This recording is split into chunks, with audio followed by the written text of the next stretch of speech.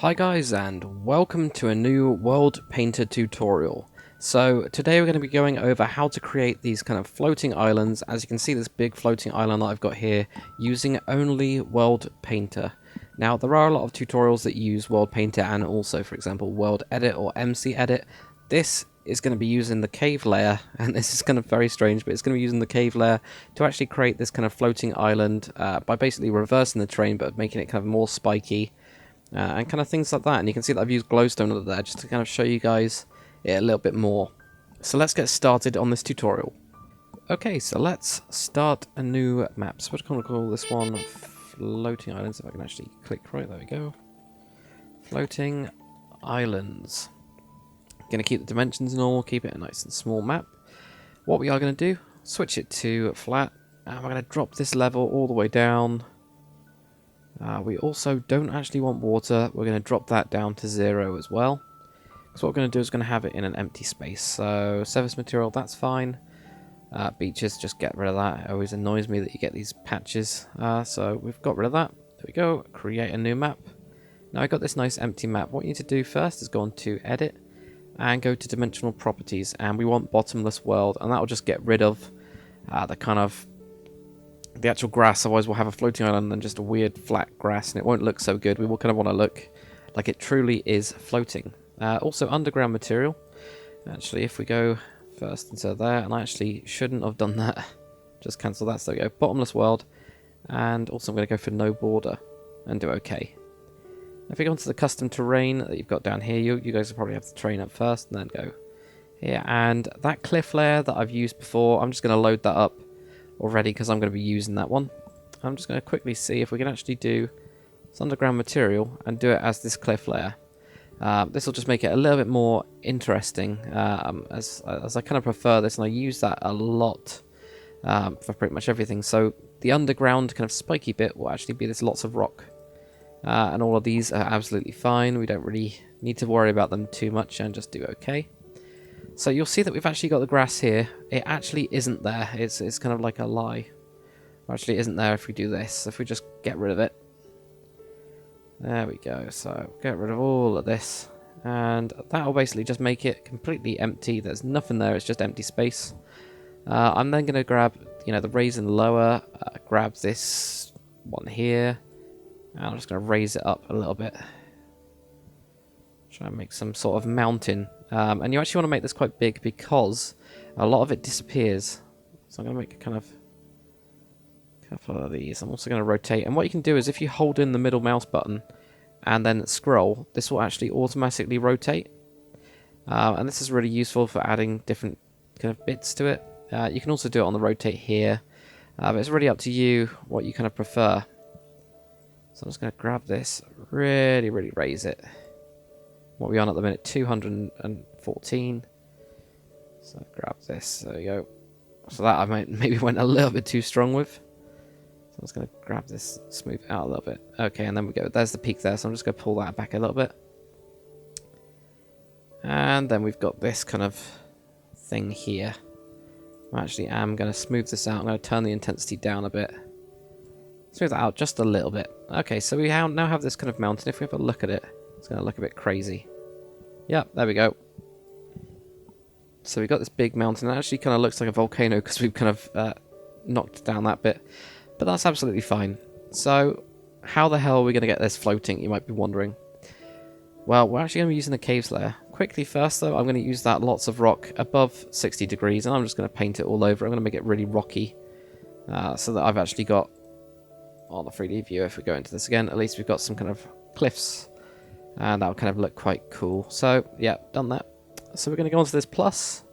And for you guys that haven't already seen my my kind of sea arch tutorial, we're going to be using the same add a custom cave tunnel layer. And if we add this, I'll go through it kind of as if you haven't actually seen this before. Just because it is quite complex and we are trying to do some different things with it. So ceiling, that's going to be this top layer here. We actually want opposite of terrain with this one. And at the level, we can actually kind of turn that up a little bit. Actually, we can leave that. It doesn't really matter. You're just going to do opposite of terrain. This floor level, because we don't actually want a floor, we're just going to knock that all the way down to 0. We actually don't want a floor. We don't want it there. Doesn't really matter. And what you see is this. And if we start playing with the level, you can see how this is kind of editing it, and it will literally be opposite to the actual terrain. So I'm actually going to try out something like that. Also, this max, if we bring this down a little bit, I'll show you what this actually does. It does take a little bit. There we go. So what this will do, this will actually flatten out. Otherwise, you're going to have everything basically above whatever this is can actually disappear. So we're going to go to like 104. You might be thinking that looks a bit weird, and yes, it does. Also, this level, if we take it to there, possibly. And currently, it's literally just basically flipping the entire mountain and putting it upside down. We want it to look more spiky, so we're going to add a variation.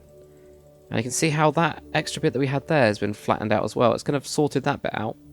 And roughness, we're going to turn up to 3. We're going to make it really spiky, and we're going to get the variation up to about, I don't know, 20. We'll try it with 20. We'll see what happens. So there's no floor. The walls, it doesn't matter. I just turn this onto 0.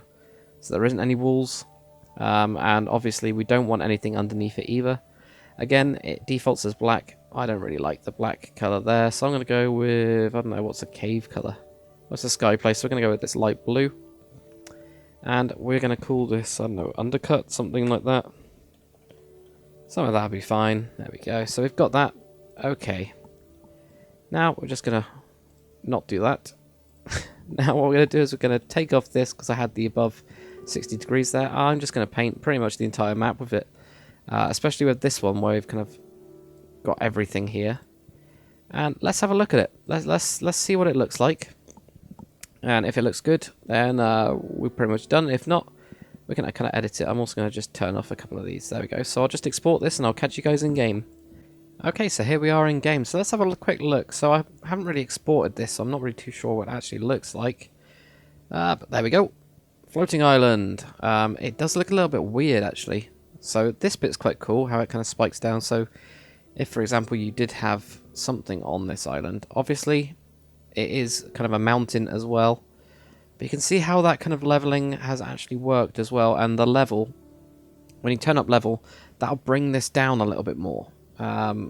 So let's have a quick look down here. But if you did have, for example, some caves, and you could actually build almost like an entire fortress in this bottom part. So let's have a look. How low are we at the minute? So we're currently at, there we go. So we're at 16. So we could add a little bit more level to it. But you do want to be careful, really, because otherwise if you go too low, it will just clip.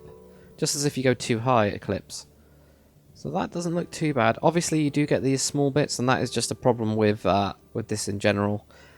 You can't really get rid of these random bits happening. That's actually due to when we do the roughness layer on here, and we actually up these spikes. With the spikes, you get spikes going down, but you also get these extra bits that go in. So these are kind of like opposite spikes. As you can see here, this is basically an opposite spike. So you get spikes going down, and you also get those other ones as well. So you have to be careful of that. But what you can see is that cliffs layer has been applied to the entire bottom. So here's, if we do this, or this, there you go, then the actual gravel will fall. So if we do it on some of these, so the gravel will kind of stay there for a little bit. So let's have a look and kind of try and improve this, because so far it looks a bit weird with this edge. So I actually might pull that back a little bit, and it'll mean we got more of a mountain, but we'll have a look at that. Okay, so we can actually leave this kind of layer a little bit. We can actually turn that off if we wanted to. But what we're going to do is level. We can go up 1, 2, wow, go 1, 2, 3, 4, 5, 6, 7, 8, 9, 10. About that.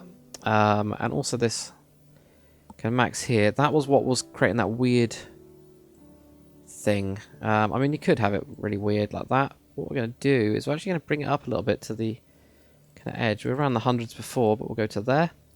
Now, those spikes were kind of breaking through, so we're actually going to go to about 10 possibly, and roughness is fine.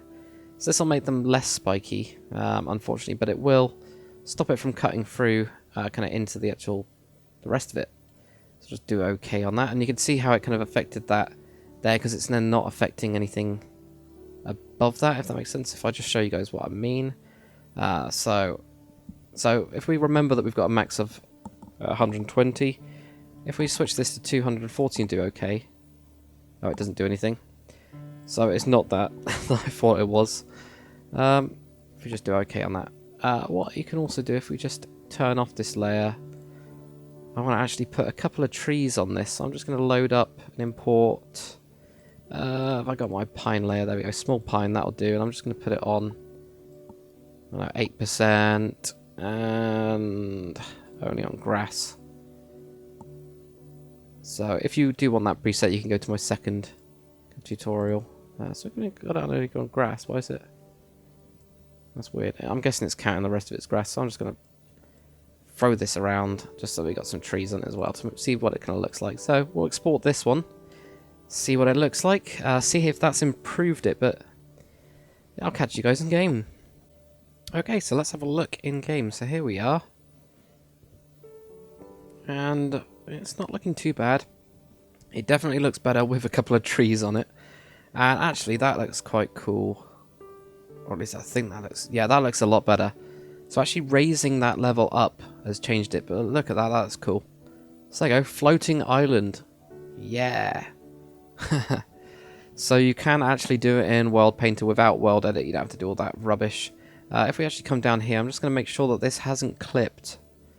And actually it hasn't. So we're down on Y... where are we? So yeah, Y0. We're just about on that level where it should clip. So we've pretty much used the entire kind of landscape. But if you have a look, that does look incredibly cool. So you can kind of really experiment with this as well. The only problem with it is that you do get these massive mountains. But if you bring the level up, it will kind of make it a bit smaller.